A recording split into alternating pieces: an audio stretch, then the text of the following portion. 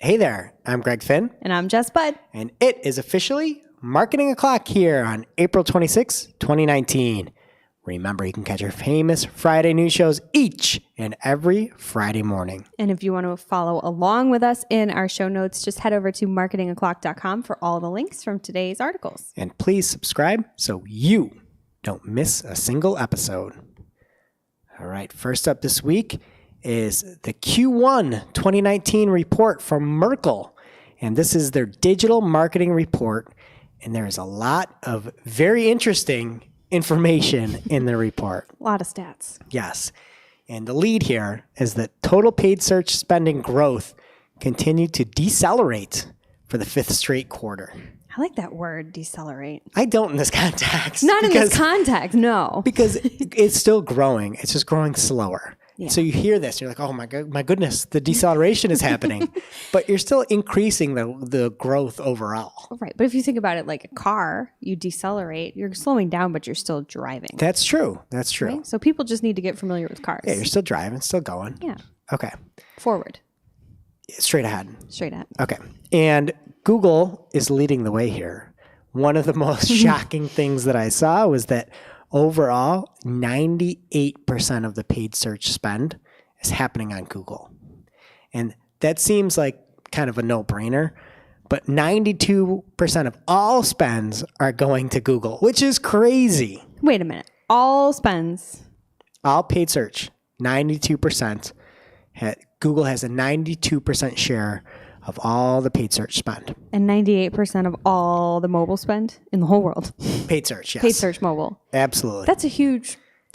Like, It's bigger than half. yeah, it's almost whole is what it is. I feel like I always make fun of numbers, but like seriously, that is almost, 98% is most. That's just crazy to me. I can't downplay it Yeah. or upplay it enough.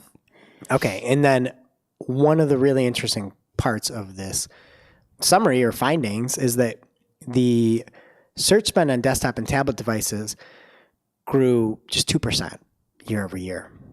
But phone growth accelerated up from 42% and grew another 46%, which is crazy. It is crazy. I feel like I do a lot more searches on my phone than I do on my computer in general, but I don't really know. I haven't thought too much about what ads I click and where I do that more. But in general, I feel like I'm searching more on my phone. So it would make sense if other people are doing the same that more ad clicks would happen there. Yeah. And so while the phone spend it had increased by 46%, the other interesting thing is that phones and tablets this is a little different, which is kind of a weird way to report Merkle. But phones and tablets combined to make up 65% of all paid search clicks. So phones and tablets, basically kind of anything you can hold in your hand, right? 65% of all paid search clicks. But it was just 44% of the ad spend. That's interesting. So it's cheaper on these devices Yes. per click, in theory. Yes, and that's something that we see a lot, especially with anybody B2B, right? Like Yep. it's significantly bid down.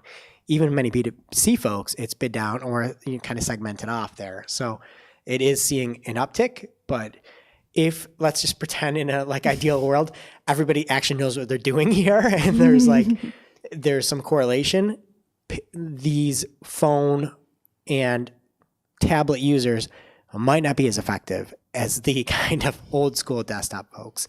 If we were to say that people know what they're actually doing. Which do they? No, nobody does. Nobody knows. Yeah, you're right.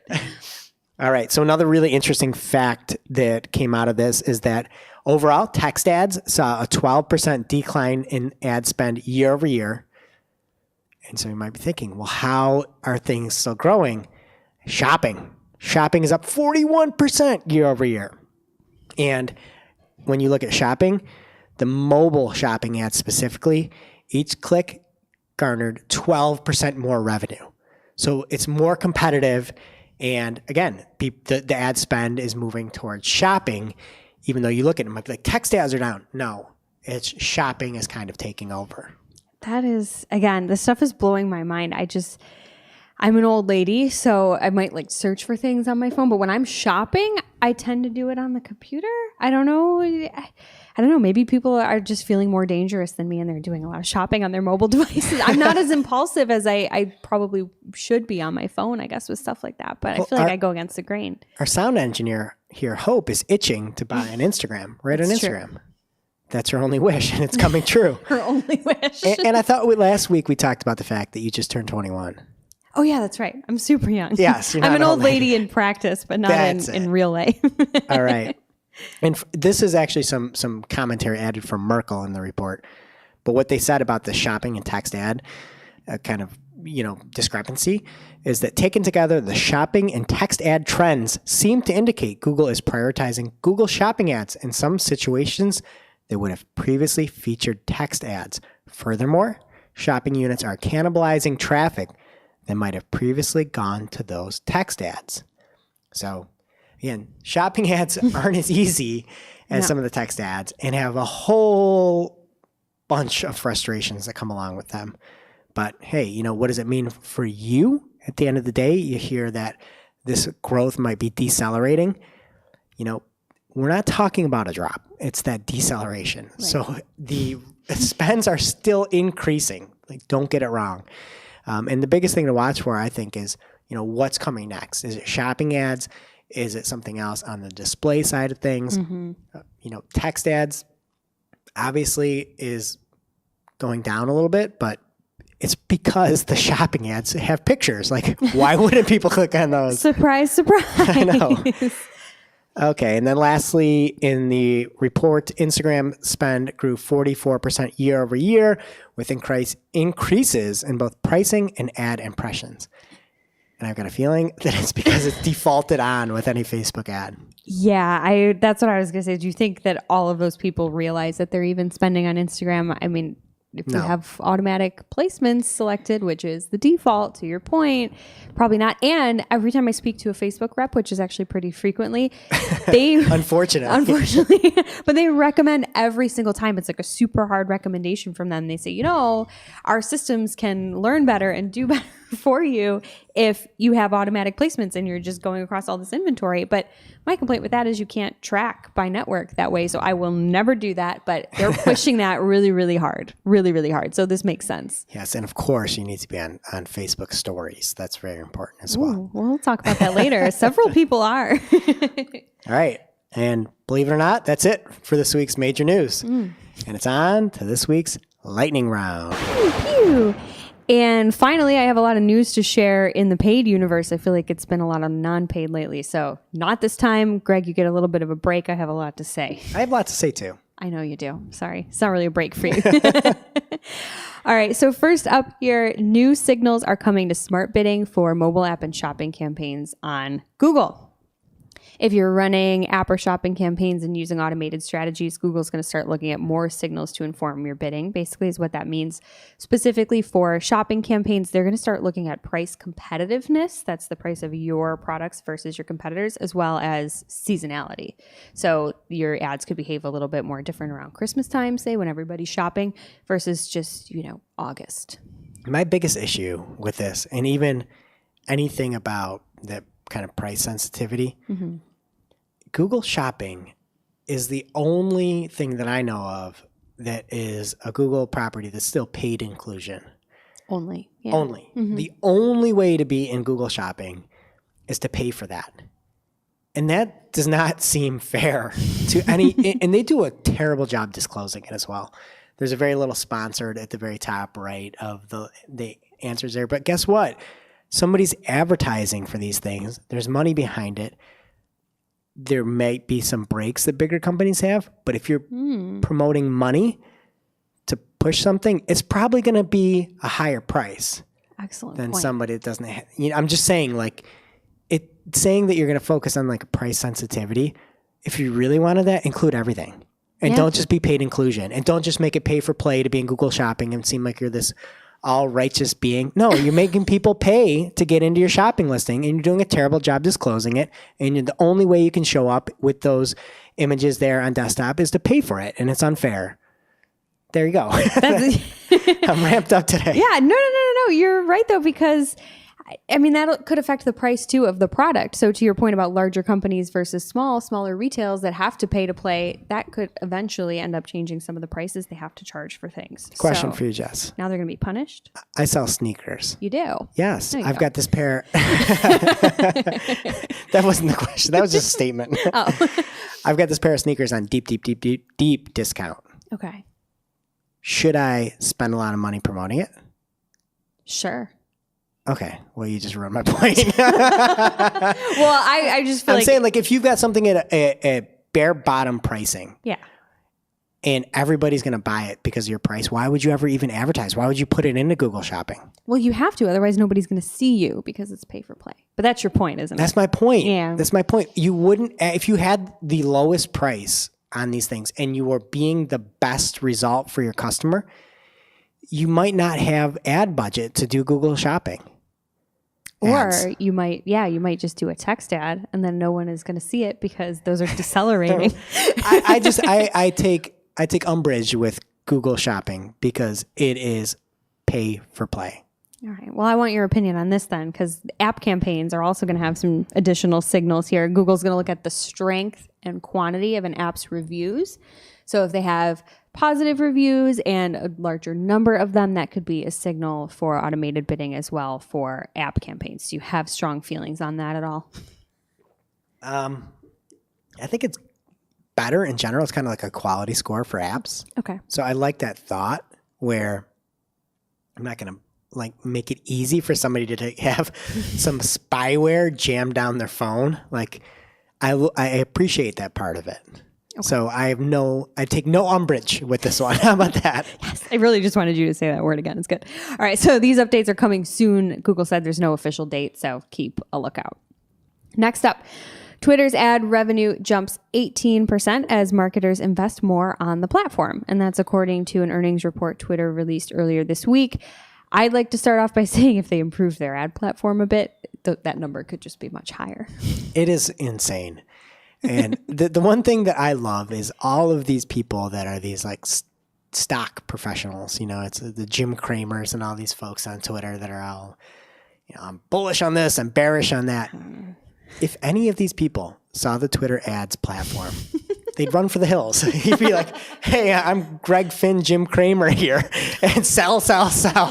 Like, give me that whatever button he's smashing. And oh, that guy. That guy. He used to have the show on TV. Does he still? I'm sure he He does would just somewhere. run around the room and hit sound effects If he doesn't, he's just still out there yelling the same stuff and hitting buttons that don't even work. and on his keyboard. Yes. He's tweeting. But it is the worst platform ever. Yeah. And all they do is this like social things and just talk about all these policies and stuff, and they don't work. They don't make it easy. It is so hard to spend money on Twitter, and nobody ever talks about that. It's insane.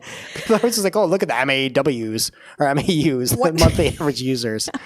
I don't know what MAW would be, but Aw, I don't know. Monthly average. Whales? Whales? Oh, that's cute. Yeah, there's a lot of whales on Twitter. well, the whale on Twitter used to mean it was broken, so that might be a bad thing. Oh, really? Yeah, you used to get the whale, the Twitter whale, when it was down. Oh, on the actual. Okay. I'm Yeah. thinking like people are tweeting whales if something's broken. No. This is broken. Give it a whale. Whale. Yeah, they also.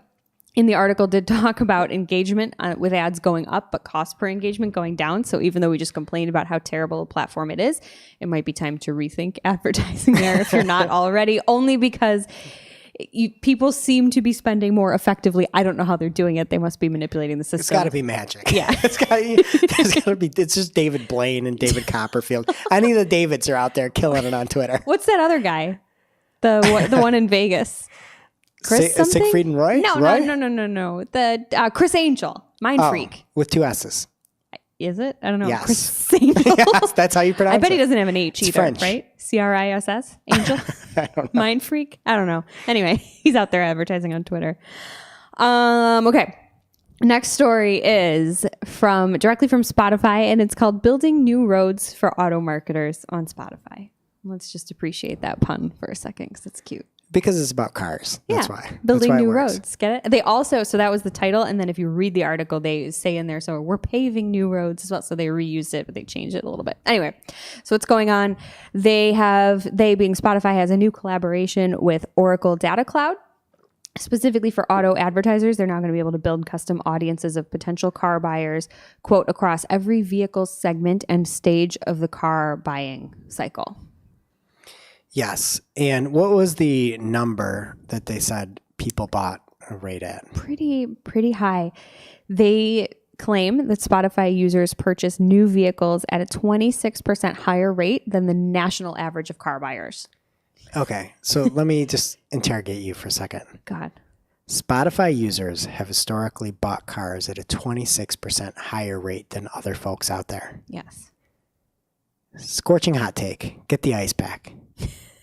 Why would I want to market cars to the current Spotify audience? We already know that 26% of them have already bought cars. Aren't you now 74%, matched to car buying if these folks just bought a car already? That's a thinker. They Yeah. they already bought them. But it's at a- don't use Spotify to Well, sell it's at cars. a higher rate. So I don't Okay, so know they're if just- 26% of the users have bought cars. So they just worse with their money? Is that what it is? They You know just what? buy more cars? I think people just want, now that they're using Spotify, they just want a car that connects Bluetooth to their phone. So they're buying new cars. I don't know. I don't know how they know this, A. And B, I don't know how you'd look at this and be like, oh, this is good. These people have bought a lot of cars. I'm going to go try to get more cars to them. Yeah. I don't know. Unless they buy more frequently. I don't know. Who buys a car frequently? Other than my brother. People are bad with their money. Yeah. That's what it is. My brother's not bad with his money. He buys a lot of old cars. Oh, That's different. that's investment. Whatever. I don't know. So that stat aside, though, they did talk about different targeting options, like people that have road trip playlists and things like that. So again, these are people that are in their cars. I don't know if they're in the market Maybe for they put a more new miles one. on there. That would make sense. Maybe. That could be it. Yeah, but they didn't say that explicitly. That's our interpretation of it. I don't know. My favorite thing, though, was because they're Spotify, they wanted to link to their product and their music. And they, after that stat that we just talked about and how amazing it was, they just put beep, beep, beep, beep, yeah. And then they linked it to that Drive My Car song by the Beatles. Wait. Okay. Well, I've got a lot of questions about this article. Mainly the fact that people might have already bought in the car. Mm-hmm. Also, Spotify and mobile is unusable if we're saying people spend a lot of time in their car. If you have the free version, because you have to shuffle everything and you can't play specific songs. So people that use Spotify in cars probably have some premium version.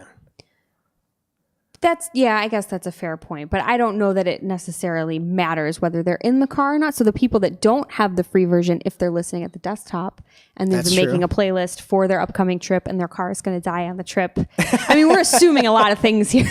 A lot of assumptions. Okay. So, well, yeah. okay, whatever. Well, cool new technology. All right. If you're listening to us on Spotify, congrats on your upcoming car purchase. Beautiful. Kelly Blue Book called Spotify, I don't know. Oh, you know Kelly? Yeah, KBB. Yeah, she's great. I don't know. Is that a person's name? We don't have to get into it. But whatever. Anyway, let's talk about some more people with rising revenue, shall we? Facebook, their ad revenue continues to rise. And this just in, 3 million advertisers are using Stories ads. Do you know why? Why? Because they don't know they are. Like we talked about earlier. That's why. We did. And that's it. yeah. That's the only reason they're using it. You're probably right. It's an automatic placement. It's included by default. Yeah. So Q1 was looking good for Facebook as far as ad revenue goes. And if you really want the full details on the numbers, you can check the article in the show notes. The thing that stuck out to me the most in this article, though, was that 93% of the company's total ad revenue came from spends on mobile. So again, right along with some of the other trends we're seeing, mobile's accelerating, not decelerating, people. Speaking of cars, cars and revenue, theme of the day. Yeah, I like that. Theme of the show. Okay. More growth news real quick. App marketers spending on Apple search ads grew by 90% in less than a year. And that's according to Ken Shu's quarterly trends report for Q1 2019. And it's crazy that since 2.5 years of the launch of this on the Apple search ads, they've made $2 billion now per year. It's now a $2 billion a year business, which is crazy. That is crazy. That's a lot of money. Got an idea. Here, $2 billion now. And they kind of stole the idea just from search ads in general. They just applied it to the App Store. It's crazy. It's a crazy world. Geniuses. Maybe we'll put search ads on marketingclock.com and see if we make $2 billion. I bet we wouldn't. I wouldn't bet you that. I wouldn't take you up on that bet. I wonder what frequency our listeners buy cars at. We could maybe tout that stat. Okay. Next up comes from the Bing Ads blog, and the title is Get Started. Migrate now to final URLs to improve tracking. And I did not realize that people were still out there using destination URLs. Hopefully not our listeners. But if you're listening and you are, stop it. Because according to the article, starting in August of this year, the creation of destination URLs will no longer be supported at any level. Do you know who's still using those destination URLs? What marketers are using them? Who? The bad ones.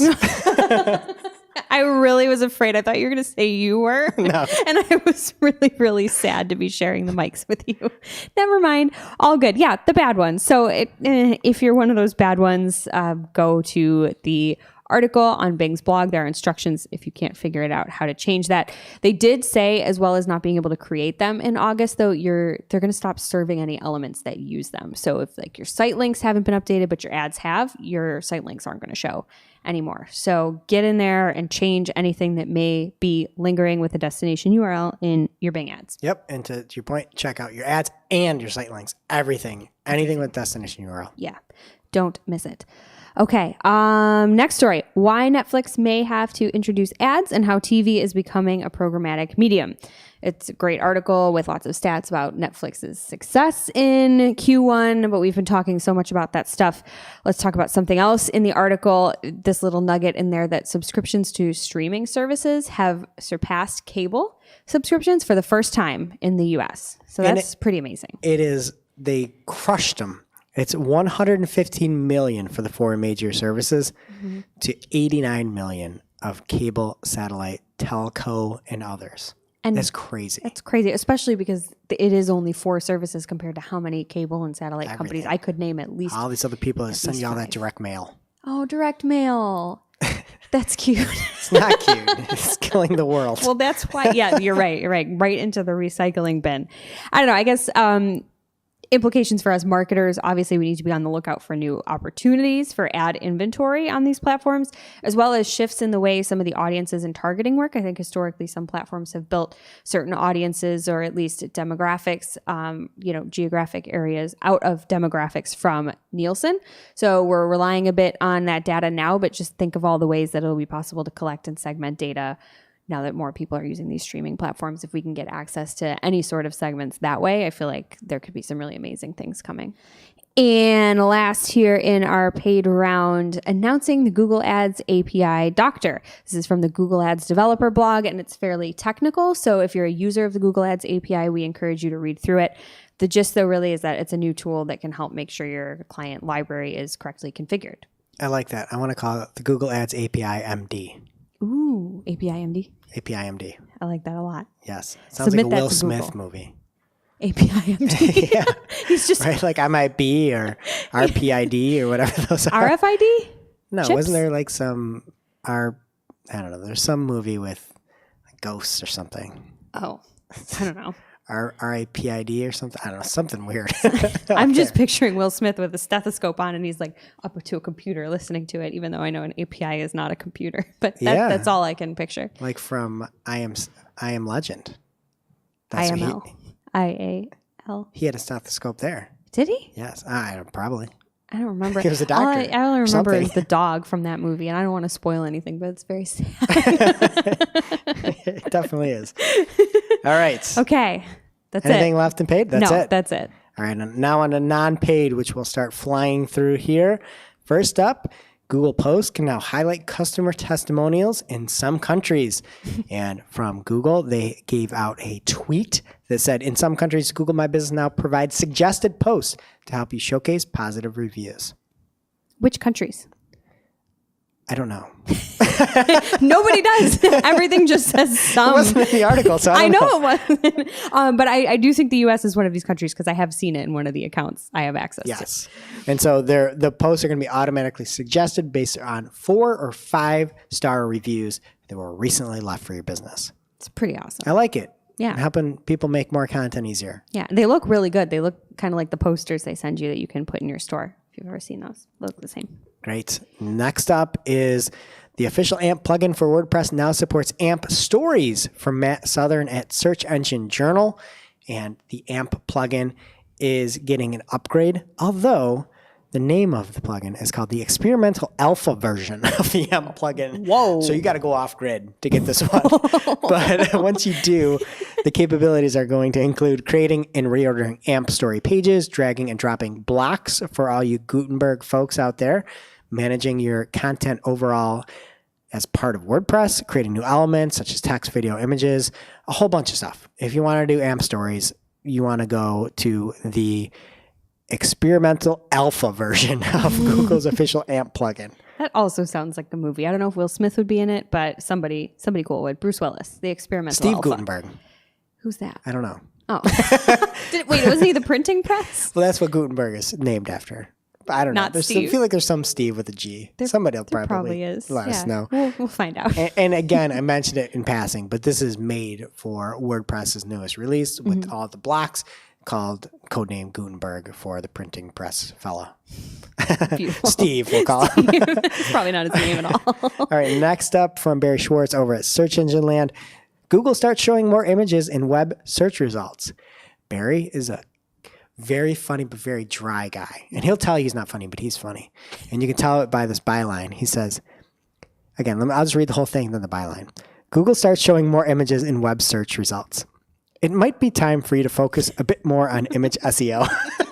Well, that's all, folks. That's all you need to know. It's like your doctor being like, it might be time for you to go on a bit more of a diet. Yes.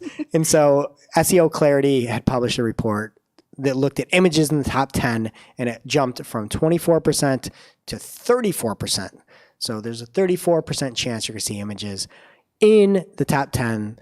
And again, this started April 13th, but it was up from 24. So a pretty big jump. Yeah. And there's no excuses, guys. If you want to focus a little bit more on image SEO, there's a link in this article to some guidelines on how to do that. So no excuses.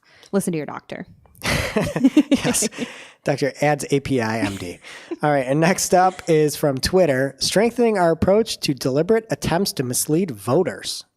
And voting, Twitter starts with this noble statement. Voting is a fundamental human right, and the public conversation occurring on Twitter is never more important than during elections.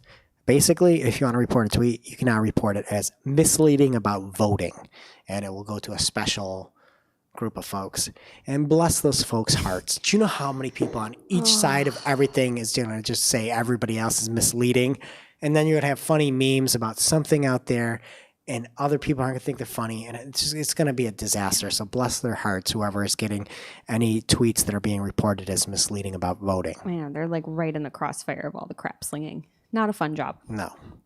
All right, next up is from Vimeo, and they've got something called Showcase, which is a new way to show off videos everywhere. And they give you a way to create a portfolio or video site embeddable playlists that aren't like YouTube and could take you off of a site. But the reason I put it on here is because they've got something called TV apps for anybody pro and up. And with the TV app, Showcase will let you create your own channel on Roku and Amazon Fire with 27 and 30 million active users respectively without typing a line of code or hiring a developer. That's really cool. Do you know what I'm thinking? What? We need a marketing clock channel. Ooh, we do. Yes, on Amazon Fire.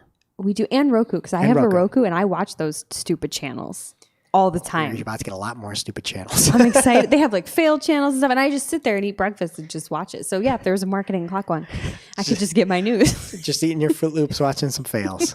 Exactly. All right. Next up, we've got Facebook is testing new font style options for posts. So you used to have the one kind of Facebook really sans serif blocky font. Now you're going to have a few other choices: fancy, simple, clean, headline, and casual. And Facebook is getting into the MySpace zone here pretty quick. That's what I was going to say. It sounds a lot like MySpace. When do you think we'll be able to add songs that play automatically upon loading your Facebook profile? What did you like better, the songs or the animated GIF backgrounds? Ooh, songs, because I take my self-expression very seriously. Everybody does. All right. Next up is from TechCrunch, and it's about Portal. Aww. Everybody's favorite home helper is half off. My favorite thing from TechCrunch is the title of the article from Taylor Hatmaker called "Facebook's Portal Will Now Surveil Your Living Room for Half the Price." Half the price of what? Of $199. Oh, half of its own price. Yes. Oh. But instead of saying like, "Oh, Portal's half off," she said, "Facebook's Portal will now surveil your living room for half the price." It's a great title. Yeah, that's why I read it like half the price of what your other surveillance that you have. Okay. I don't know. Scorching question we all have, Jess. Yeah. Facebook's renowned Portal is down from $199 to $99. Are you buying one now? No. All right. Are Next you? up, get out of here. Okay. All right. Next up is from Social Media Today, and it is called "Instagram Tests Hiding Like Accounts to Reduce Focus on Vanity Metrics." And Instagram is experimenting with removing the like counts from posts while only letting the creator to be able to see their total number of likes so that they can reduce focus on vanity metrics. Again, this is a test. But my question to you, Jess, I thought that's the point of Instagram. Vanity. Vanity? 100%. So get rid of this too. Yeah. Get this out of here. Get rid of it. I want to know that only 4 people liked my post, and I want everyone in the world to see it so they feel bad and they like it more. All right, well, that's it then. And now it's time for this week's WH. This week's WTH comes from theregister.co.uk, and it is about an interesting case of a new Hertz.com. And the name of the article is called "Accenture Sued Over Website Redesign So Bad It Hurts." Again, I love that. That's really good. I love a good title. And basically, the car rental giant Hertz is suing over the website redesign from hell, and that's straight from the Register. As apparently, Hertz, a very large rental car company, hired a management consultancy firm, Accenture. What could go wrong? I read the article, so I know the answer to that. Like, what are you thinking? Like, hey, I need a website. You know what I might hire? A management consultancy firm. That's going to go well. I didn't hear the word website in the name of that company. Well, you're not going to hear it again because it never got delivered. I just spoiled my own story. But they hired Accenture in August of 2016 to completely revamp the online presence. It was supposed to be delivered in December 2017. But a failure to get on top of things led to a delay to January 2018, and then a second delay to April 2018. It was also missed. And then they apparently pulled the plug because at the time, the website didn't do half of what it was specified to do and was not finished. Now, this might seem like it's not a big deal. But the cost for the project, Jess? Yeah. Why don't you say it? I'm too embarrassed and ashamed for Accenture, the management company, to even say it. Yeah, I know it's bad. Because I was thinking, we've all been there. We've all seen that happen. But none of us have paid $32 million? And they asked for an extra $10 million halfway through. That's just, so 42 is what they wanted. I don't think they paid the $10 million. I didn't read the full lawsuit, but $32 million. No, I didn't. And so a few of my favorite points on what was delivered. Accenture, again, this is a management consultancy firm. We deal with people all the time, and it's so frustrating because we do great technical work, and we build a lot of really high-end, world-class websites, and people sometimes get sold a bill of goods from some fancy-dancy sales folks that we just don't sell. Yep. So what Accenture delivered didn't incorporate a responsive design. Apparently, according to Hertz, Accenture told them that they only needed desktop and mobile versions. So they're just out there M-dotting their way through Hertz.com, which is awesome. And they called tablet a medium size, right? Didn't they do those? Were their words, I believe. Yeah. So they didn't have a medium. This was a small and a large. No, there's also supposed to be a common core of libraries. That's a fundamental principle, so it could be rolled out in other locations. And apparently this was ignored, and the requirement was built so they could only be used in North America and cannot be used for the Hertz global brand or for Dollar and Thrifty brands. Which I've never heard of. Have you? Dollar? Dollar and Thrifty? Yes, I've heard of both of them. Oh, those are separate brands. Yes. Oh, I thought like Dollar and Thrifty. No. Okay, never mind. So the code was so terrible that it was a security nightmare waiting to happen. And apparently the defects in the front-end development code were so pervasive that all of Accenture's work on that component had to be scrapped. The front end, just scrap the front end. What is happening? So there's a whole bunch more. My favorite part, can I just go over my favorite part here quick? Was that they were apparently supposed to give a style guide that could be interactive and updatable rather than a PDF. That's what Hertz wanted. Something we could update, a style guide that is updatable. But Accenture kept providing the guide in PDF format only. That's all they could do. It's like, I need just something I can update, nothing but a PDF. Here's a PDF. I mean, at Here's that point, give them a Word doc. You know what I mean? It's so easy. I loved everything about this. I loved the author, Kieran McCarthy. Her choice of words everywhere. She said at one point there was a quote, and then she said, "Hertz cried into its legal pillow." I just thought, she made it sound so dramatic, but it should be. This is a crap show. And then I saw a related article on the same site that this Accenture company was sued last fall over age discrimination. So these aren't some good guys. No one should hire them. Yeah. And I guess the moral of the story is you don't hire people because of their sales pitch. You don't hire them because of their sizzle. It's really easy to get taken in this format. Yeah. And we've done a lot of websites. You've done many. We've done many together. And it is an actual thing. You want a development company to build your site. Absolutely. Yeah. Just look for, keywords in the name of the company, or at least their description. And otherwise, forever sleep with a PDF under your pillow. All right. What's next, Jess? Okay. Now it's time for this week's Cool Tool. And our Cool Tool segment is not an official endorsement or paid mention, simply sharing something that we found in our travels that may be of use to our listeners. So what we found this week was a lovely tool called Batch Speed. And Batch Speed uses Google's page speed tool, but lets you test lots and lots of pages at once, which is really neat. Basically, you pop in a URL and the tool runs a test on that page while also crawling all of its links and then in turn testing those pages.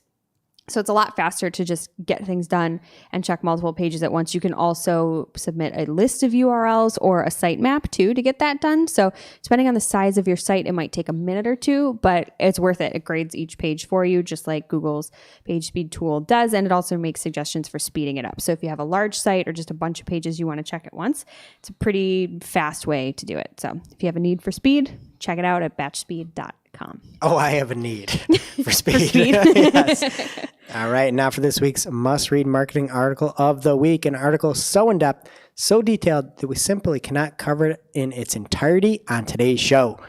And this week's article is called How to Use Google Data Studio to Analyze Your Facebook Ads on Social Media Examiner by Carly Ice of WebEffects.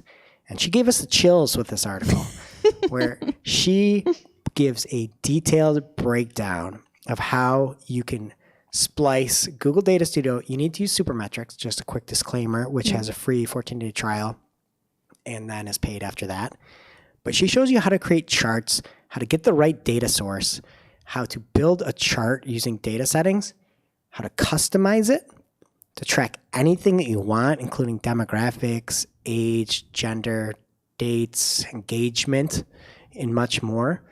And of course, the last part is how to take all this and then mix it with year-over-year data. So it is a phenomenal resource over at socialmediaexaminer.com. Yeah, and that's pretty awesome considering Facebook's reporting is not that great. So it's amazing what Carly did here. Yes, absolutely. It's amazing what you can do with that data. Yes. For sure. Thank you, Carly. All right. That does it for today's show.